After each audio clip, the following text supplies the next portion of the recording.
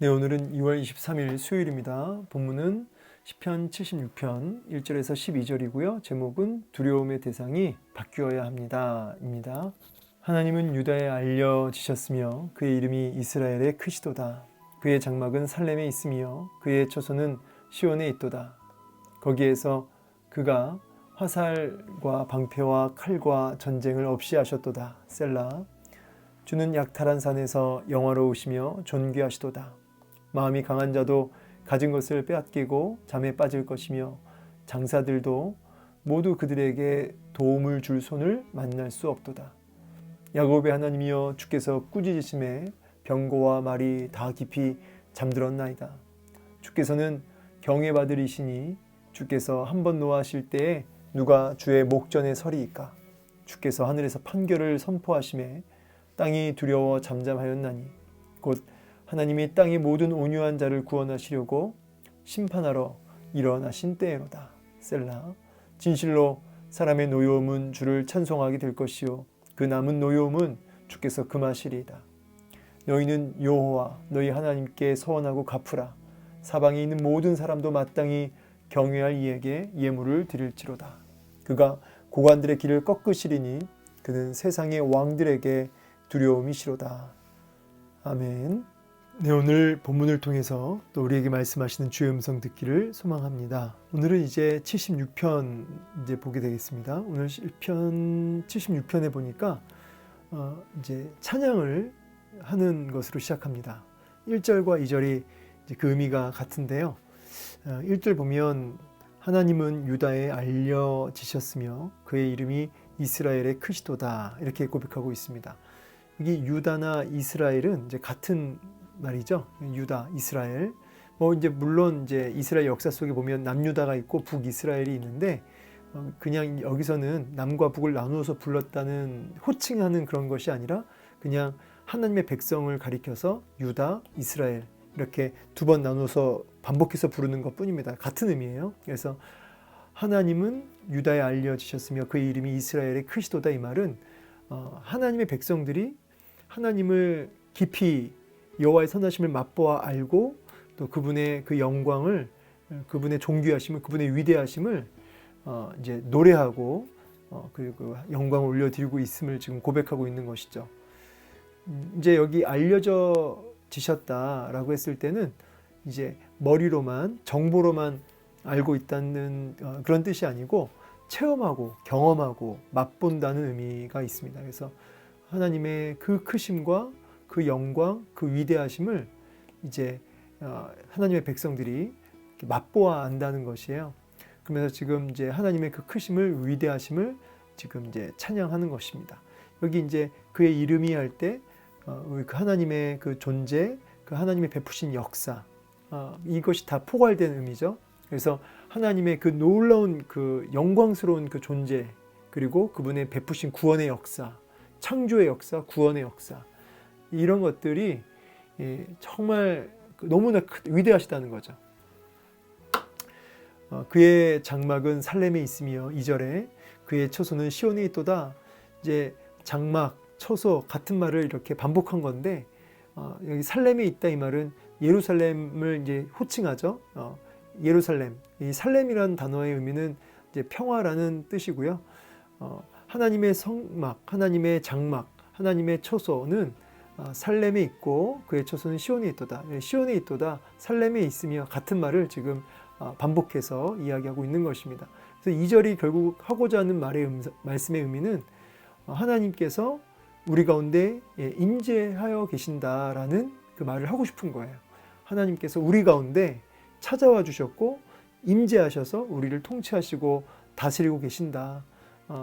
그 크신 하나님이, 그 놀라우신 그 하나님이, 그 영광스러운 하나님이 우리와 함께 하시고 우리 가운데 임재하여 계신다. 그래서 여기 알려지셨으며 라는 의미도 이제 같은 의미겠죠. 우리 가운데 임재하셔서 찾아와 주셔서 그 하나님의 그 놀라운 역사, 베푸신 역사, 그 하나님의 그 크신 존재, 그 하나님의 성품을 이제 맛보아 이제 알게 되었다는 것이에요. 그래서 제가 늘 자주 하는 말씀 중에 시편에 너희는 여호와의 선하심을 맛보아 알지어다, 이렇게 하나님이 맛보도록 우리 가운데 찾아와 주셨고 임재하셨다는 것이에요. 여기에 시인의 어떤 그런 감격이나 이런 그 마음의 그런 감격, 하나님을 찬양하는 그 터져나오는 찬양, 이런 것들이 느껴지죠. 성도의 존재 목적이 뭐냐라고 했을 때, 성도의 존재 목적은 이렇게 여호와의 그 영광, 그 하나님의 그 베푸신 역사들, 그 하나님의 성품을 맛보고 체험하고 경험적으로 알아서 그것을 감격해하고 놀라워하고 즐거워하고 정말 터질 듯 그런 찬송을 하는 그런 삶이 성도의 존재 목적이라고 할 수 있습니다. 여러분은 요즘에 무엇 때문에 막 이렇게 감격하시고 놀라워하시고 즐거워하십니까? 그것이 이 땅의 것이라고 한다면 여러분, 우리가 아주 중요한 문제가 있는 거죠. 중요한 문제. 그게 뭐냐면 하나님의 이 알려지셨으며 라고 하는 이 하나님의 그 위대하심, 그분의 그 이름, 그 영광을 그 측량할 수 없는 그 즐거움과 그 신령한 기쁨, 이런 것들을 우리가 아직 제대로 맛보고 있지 못하고 있기 때문이라는 거예요. 칼빈 선생님이 그런 말씀하셨어요. 우리가 세상 즐거움과 세상 영광에 자꾸 우리가 기웃기웃 거리는 것은 하나님의 영광, 하나님이 주시는 그 신령한 기쁨, 하나님 안에 감추어진 그 기쁨이라고 해야 될까요? 그 평강이라고 해야 될까요? 그것을 맛보지 못하고 있기 때문이다 라고 얘기한 거예요. 이해되십니까? 정말 하나님 안에 감추어진 그 즐거움과 그 영광, 그 주님 주신 그 기쁨, 하늘의 신령한 즐거움을 맛보면 이 땅에 좀 죄송합니다, 싸구려 그리고 기쁨, 일시적인 즐거움, 그와 같은 것을 기웃기웃 거릴 수 없다라고 이제 얘기를 한 거죠. 지금 이 시편 76편의 시인은 그 이름에 이스라엘의 크시도다 알려지셨으며 라고 하면서 그 하나님의 그 영광, 하나님 안에 있는 그 위대하신 하나님을 맛본 자의 즐거움과 감격이 가득 담겨져 있죠. 자, 그러면서 3절, 거기에서 그가 화살과 방패와 칼과 전쟁을 없이 하셨도다. 네, 이 거기에라는 단어는 이게 좀 말이 이렇게만 보면 좀 이해가 안 되는데, 그 아수르라고 하는 나라가 지금 예루살렘으로 쳐들어오기 위해서 지금 이렇게 다가오는 도중에 이런 의미가 있어요. 그러니까 거기에서 할 때는 쳐들어오는 도중에 이런 의미입니다. 이스라엘 하나님 백성 가운데로 쳐들어오는 도중에 그가 화살과 방패와, 여기 그가는 하나님이죠. 하나님께서 개입하셔서 적군의 그 강력한 불화살, 그리고 그 방패, 칼, 이런 전쟁, 이런 모든 공격을 어떻게 하셨다고요? 없이 하셨도다. 이 말은 철저하게 그 적들을 다 물리치셨다는 거죠. 그 모든 공격을 파쇄하신 거죠. 다 없이 하신 거죠. 그래서 셀라는 음악 용어죠. 이제 이게 정확한 의미를 다 잡아내기는 어렵지만 보통 이제 이렇게 얘기해요. 셀라가 이제 이렇게 끝날 때 이렇게 붙어 있을 때는 이제 어떤 간주, 중간에 이렇게 간주를 넣을 때 셀라, 이렇게 여운을 두는 거죠. 뭐 그런 의미로도 쓰이고, 음유를 좀 높일 때 셀라를 쓴다고 해요. 그래서 이제 막 감격이 되어서 막 고양되는 분위기가 막 고양되어서 큰 소리로 하나님을 소리를 높여서 더 노래하는 이제 그런 의미로 이제 이해할 수도 있겠죠. 여튼 이 분명한 것은 이 시인이 막 점점 좀 고조되는 감격 속에서 크신 하나님을 이렇게 깊이 묵상하고 있는 그런 맥락으로 보여집니다. 이제 3절까지, 3절까지. 그러면서 좀 더 구체적으로 그 감격의 내용이 나오는데, 주는 약탈한 산에서 영화로우시며 존귀하시도다.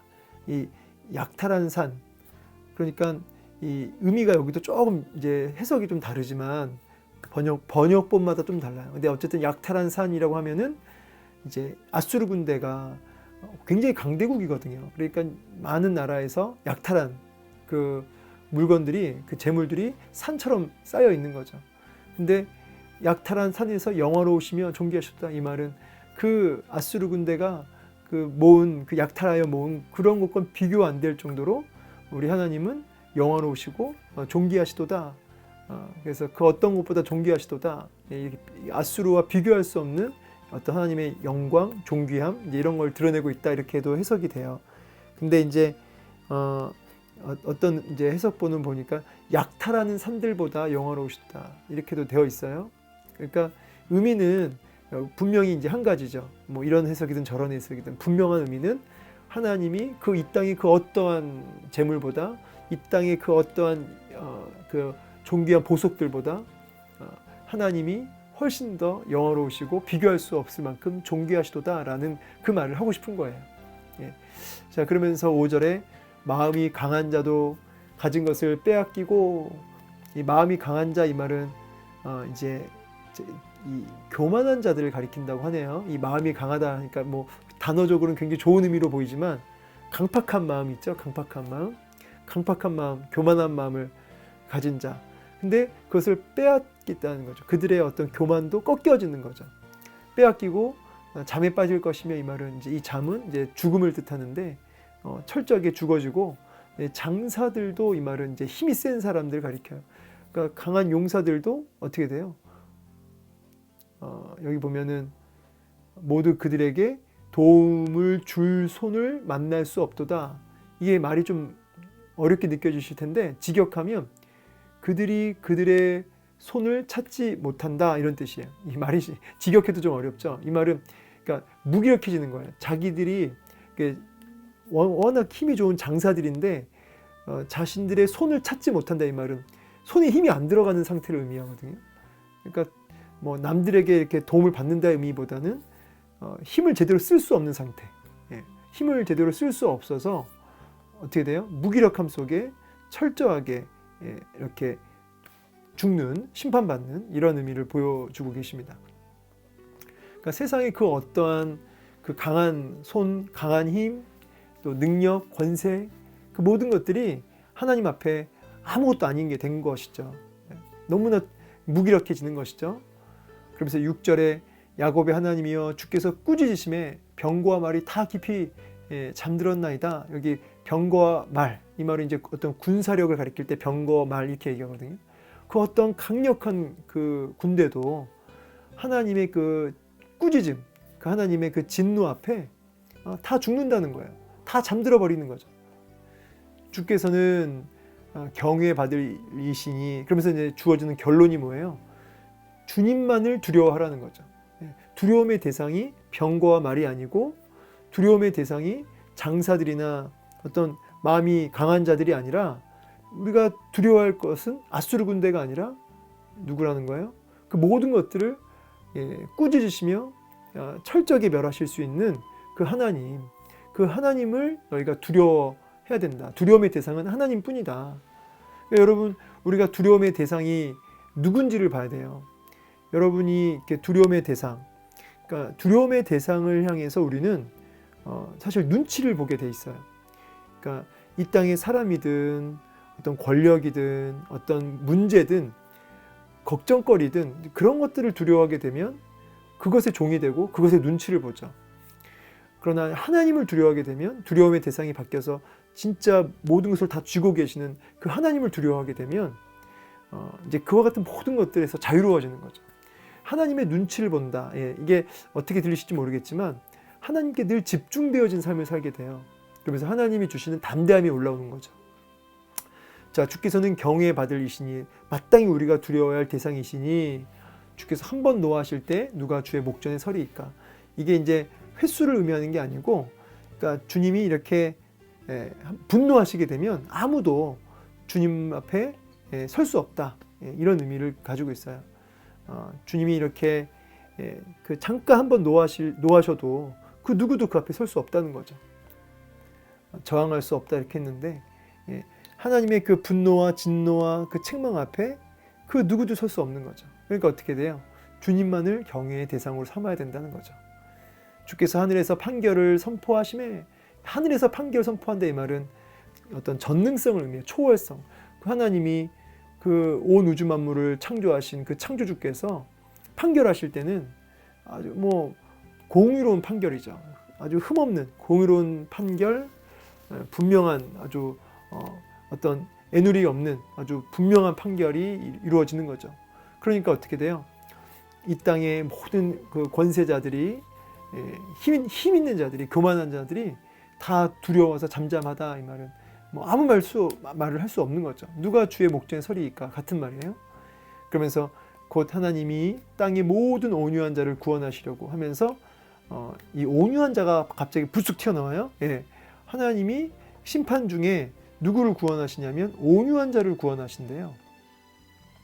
그러면서 심판하러 일어나신 때로다. 그러니까 이 심판의 때에 한편은 철저한 혹독한 심판이 있고 동시에 다른 한편은 놀라운 구원의 역사, 회복의 역사가 일어나는데 심판의 대상은 뭐예요? 하나님을 두려워하지 않고 그렇죠? 대적하고 하나님을 두려워하는 것이 아니라 다른 것을 두려워하는 그런 교만한 자들 이런 자들이 이제 심판을 받게 되고요. 구원받는 사람은 누구죠? 이게 온유한 자죠. 온유한 자. 온유한 자는 그럼 어떤 사람이 온유한 자냐? 물론 이제 단어의 의미는 여기서는 이제 뭐 가련한 자, 비참한 자 이런데 여기서는 이제 그 온유한 자의 의미는 사실 정확하게 딱 찝자면 이제 이 신약이랑 연결해서 봤을 때 결국 마음이 가난한 자를 가리켜죠. 심령이 가난한 자. 심령이 가난한 자. 그래서 하나님을 목말라하고 하나님의 은혜만을 갈망하는 자들, 정말 하나님 앞에 벌벌 떠는 자들, 주의 은혜 아니면 내가 한 발짝도 나아갈 수 없습니다 라고 하면서 하나님의 은혜와 긍휼과 불쌍히 여기심만을 이렇게 간구하는 그런 상태를 이제 온유한 자, 그렇게 심령이 가난한 자를 얘기합니다. 물론 이제 온유한 자 하면 뭐 더 많은 설명이 이제 뭐 할 수 있는 부분이 있지만 이제 여기까지 하고요. 다만 이제 이 온유한 자를 이제 청교도인들은 이제 어떻게 이해했냐면 자기를 부인하는 자 이렇게도 이해했어요. 자기를 부인하는 자.